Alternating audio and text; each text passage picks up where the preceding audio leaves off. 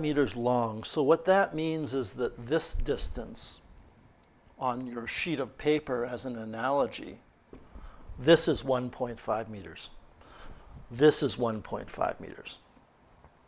What else are you told about the trough? You're told that the length of each side is 90 centimeters. Now we have a problem that we haven't had to deal with before, but we have to now. It says the trough is 1.5 meters long and the side lengths are 90 centimeters long. So what we need to do is decide on the units, and I'm going to tell you that we want to use centimeters in this example. So you'll want to make a note, and I'll tell you why centimeters are the preferred unit. You'll want to make a note that this is 150 centimeters.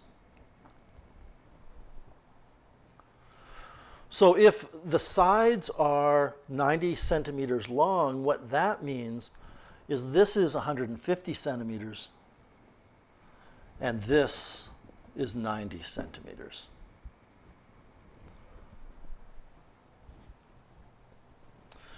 And what are we doing with this trough? Well, it's full of water. You fill the trough with water and then you drain the water from the trough. And the water is going to be draining at a rate of 500 milliliters per second. And you'll see some background information here given to you that you probably taught this in grade 5 or 6, that a cubic centimeter of water anyway is a milliliter of water. So if you had a little tiny box that was 1 centimeter by 1 centimeter and 1 centimeter deep, and you filled it with a little bit of water right to the top, that's a milliliter. And what this means, everybody, is that dV dt is negative 500 cubic centimeters per second.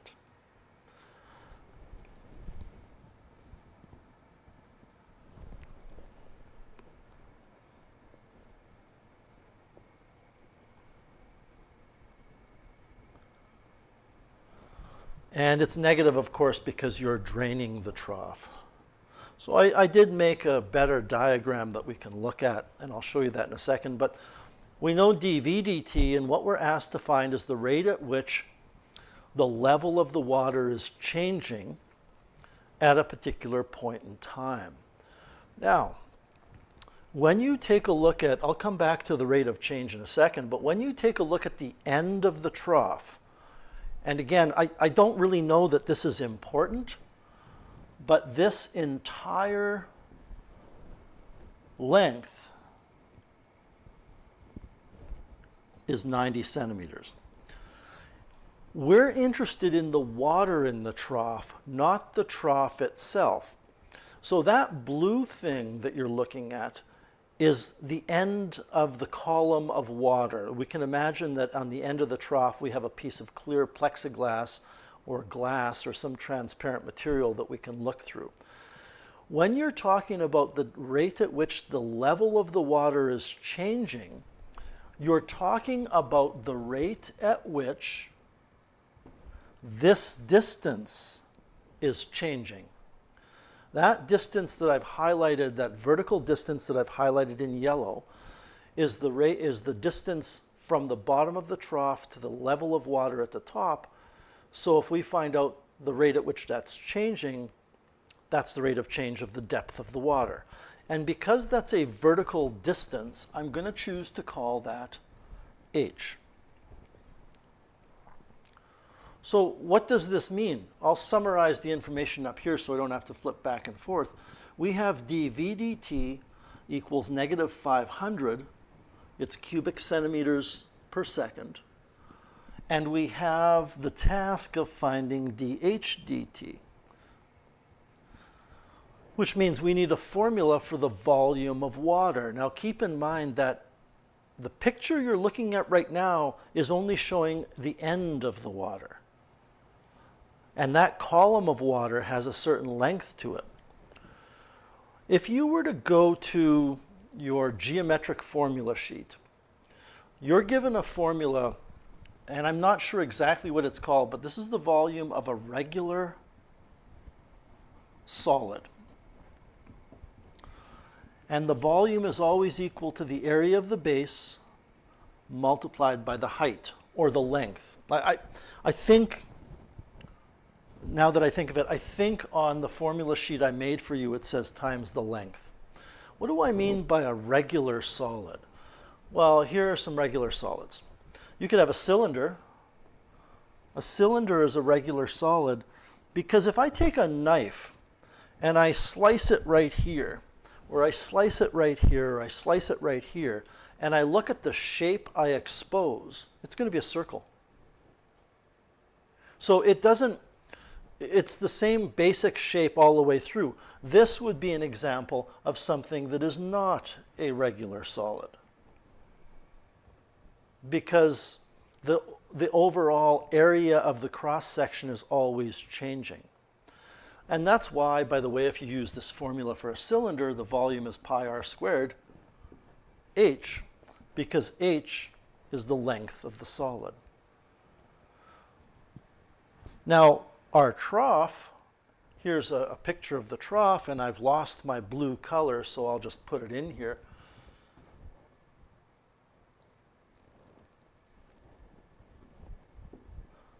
Our trough is filled with water, and this water extends. And again, I'm not very good at three-dimensional diagrams, but this water is a column of water. I guess you would see that. Is a column of water. That's why I'm not an art major.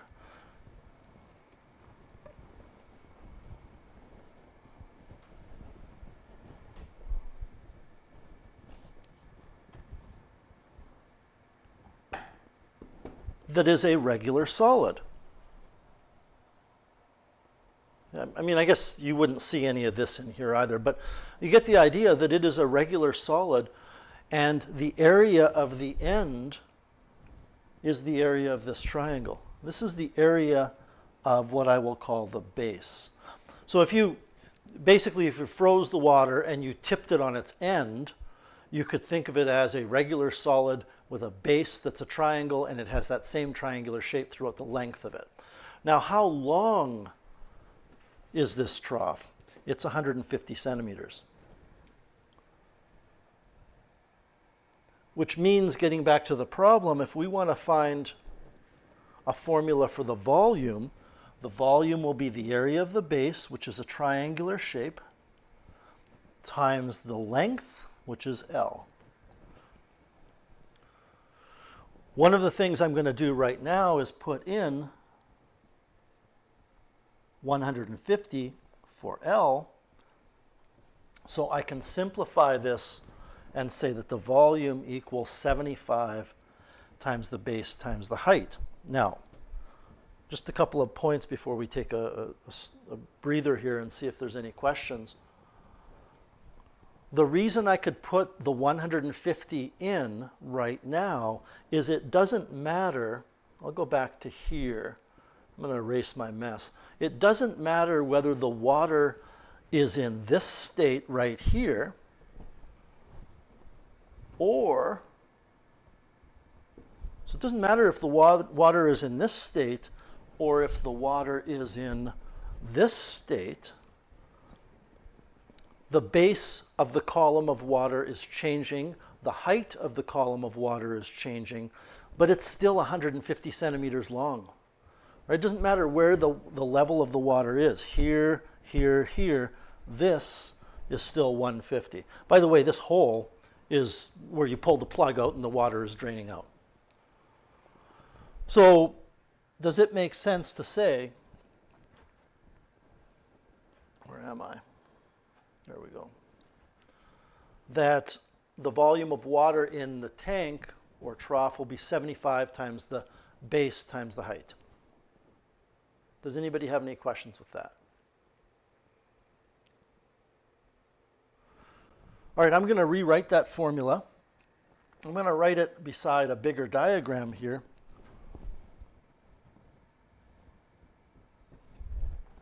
Volume equals 75 BH. Was that it? Pretty sure. Yeah. So now the problem becomes, and I'll summarize some more information again, you have dv dt is negative 500. You have dh dt is equal to something we want to find, but the b has to go. When you look at the equation on the right-hand side of your screen, we do not know the rate of change of b, so it would be an extra unknown. We have to get rid of it. Now, you're told a number of things in this question. The fact that that 90 centimeters is given to you is really not relevant. This angle is key to answering this question. If you go back and read the question, it says the two sides are 30 degrees apart. And that means that angle that I've indicated is 15 degrees. Remember, if you want to get rid of a variable, and we want to get rid of this b, then what you need to do is find a relationship between that variable and some other variable. And the relationship is a very basic one. I'll highlight the triangle we're talking about because there's a lot of colors and lines here. I'm talking about this triangle here. And looking at that triangle, the side opposite to the 15 degrees is 1/2 the base, and the side adjacent to the 15 degrees is h, which means there's a relationship between these two variables that's trigonometric. We can write tangent of 15 degrees equals the opposite side over the adjacent side, and we want to rearrange that for b so that we can eliminate the b in the equation. If I multiply both sides by h, I get h tan 15 degrees equals 1/2 the base, which means the base is 2h tan 15 degrees. That 90 centimeters is really not helpful. By the way, we're working in centimeters because the volume is in dimensions of centimeters per second, centimeters cubed. So now let's put that into 75 BH. Volume equals 75 BH. I'm rewriting a lot of things here because it's just easier for me in my teaching environment right now rather than scrolling around and flipping back and forth. So I'm going to put in, for B, 2 times h times tan 15, and then I have to multiply by h again. So just to be clear, what I have done is I've substituted in here for B this, simply because that's what B is.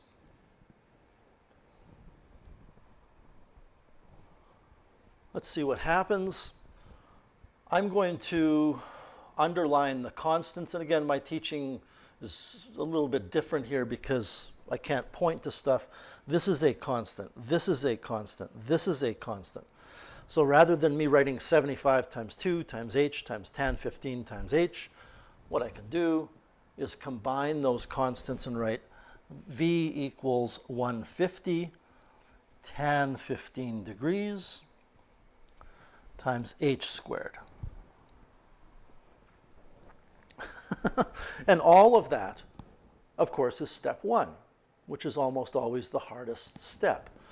Step 2 is maybe the easiest step. I think it's probably always going to be the easiest step. We just differentiate. Keep in mind, this is just a number.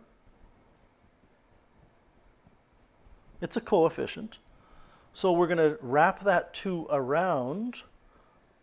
We're differentiating with respect to time. Wrap it around around the h to get 300 tan 15 degrees times the h value, which we don't know yet, times dh dt. And this is what we are after. We are after what the value of dh dt is. So we know what dv dt is. It's negative 500.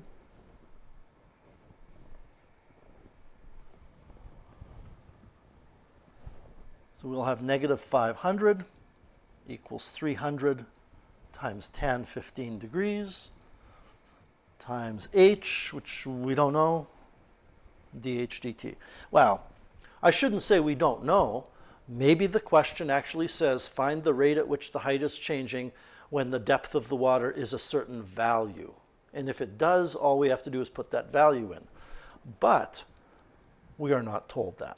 We're going to have a fair amount of work here to determine h, because it says when there's 120 liters of water in the trough.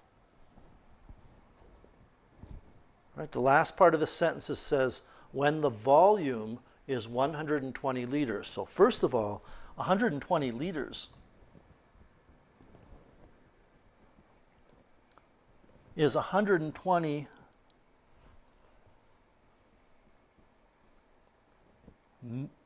times 1,000 milliliters. It tells you that there's 1,000 milliliters in a liter. So 120 liters is 120,000 cubic centimeters. That's the volume in the standard units that we're using. We also, I shouldn't say we have a lot of work here. Didn't we also determine that the volume was 75, it was 75 BH, right? Somebody type yes if that's what we got. Okay, and then actually let's go even further. We ended up with, I better look. We ended up with a formula for volume, right? Just relating, right here, this formula related the volume to h. So I can put in 120,000 for the volume, and it's equal to 150, 10, 15 times h squared. So what is h equal to? H is equal to 120,000 over 150, 10, 15 taken as a square root. That's what h is equal to. I'm going to go out on a limb here and say that 120,000 divides without remainder by 150.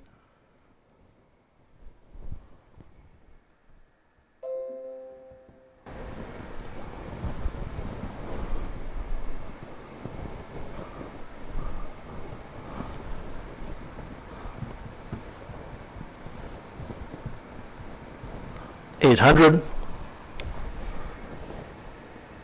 So h is equal to the square root of 800 over 10, 15.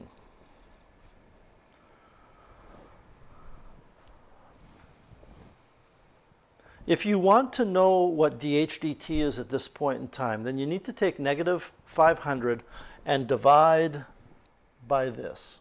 But I am going to take a minute here to simplify this expression, not because I would take marks off on an assignment, but because I think it's something that you would be expected to do next year. So the first thing I'm going to do is simplify root 800. Root 800 is simplifiable because 400 divides into it, and 400 is a perfect square of 20. So I can replace the root 800 with 20 root 2.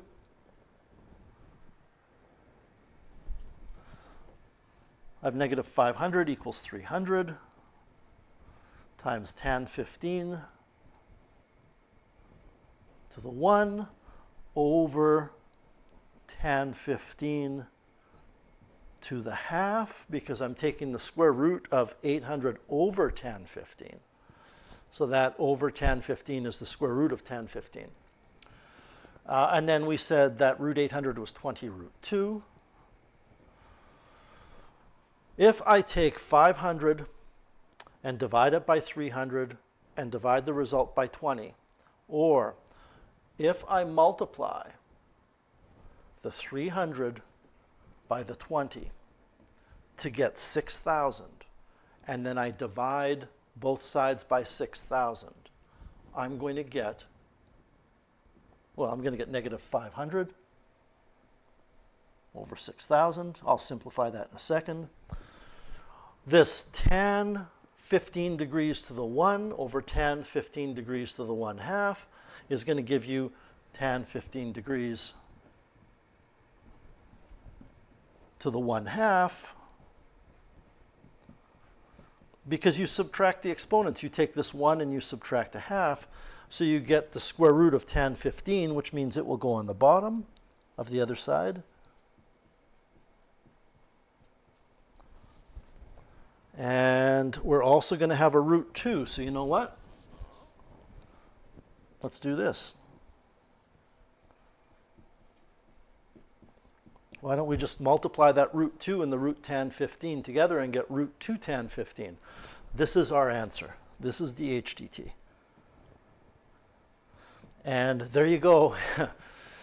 In connection with Lauren's question, I was going to just leave it there. I didn't even think of taking 500 over 6,000 and simplifying it. It simplifies to negative 5 over 60, which is negative 1/12, I believe. So our final answer here is negative 1 over 12 times the square root of 2 tan 15 degrees. And you might think this is a trigonometric question, but it isn't. Tan 15 was just a number.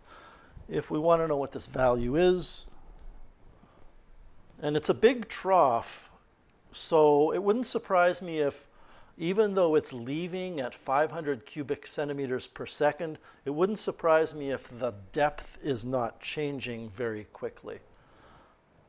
Let's see, 12 times the square root of 2 times the tangent of 15 degrees, close brackets, close brackets.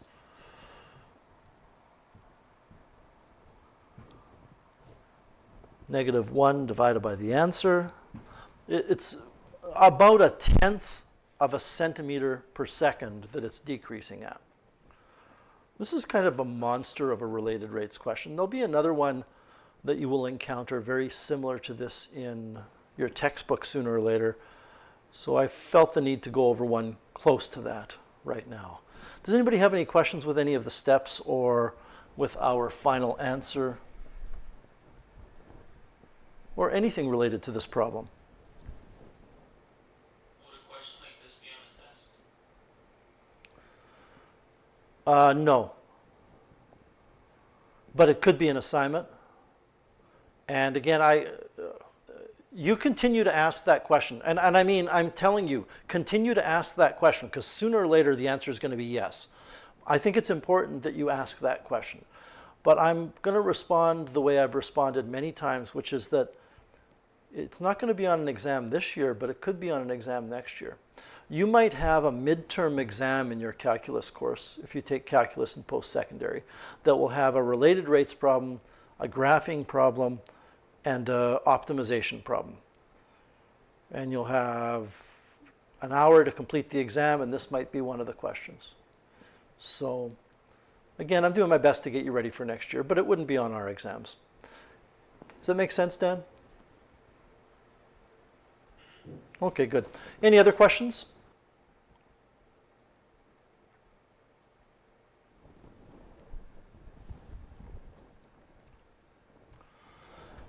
All right, so the assignment, I believe I got this right. The assignment for this last final kick at the cat, what a horrible expression, but the assignment for this last little part of related rates is underneath that highlighted part.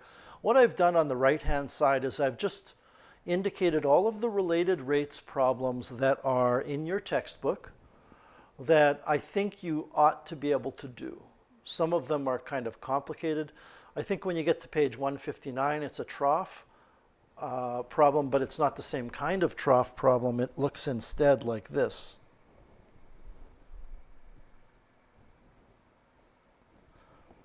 And that's the shape of the end of the trough. So some of these get pretty wild. I'm going to say that I want to move on to the next lesson. We'll work on this for at least half an hour. So we're going to move on to the next lesson by 2 o'clock for sure, but it might be 5 or 10 minutes before then. But I'll say 2 o'clock for now. If you do have questions, please unmute your mic. I'm going to be working at my computer and I don't have direct access to the chat where my desk is, so let me know and I'd be happy to help you out.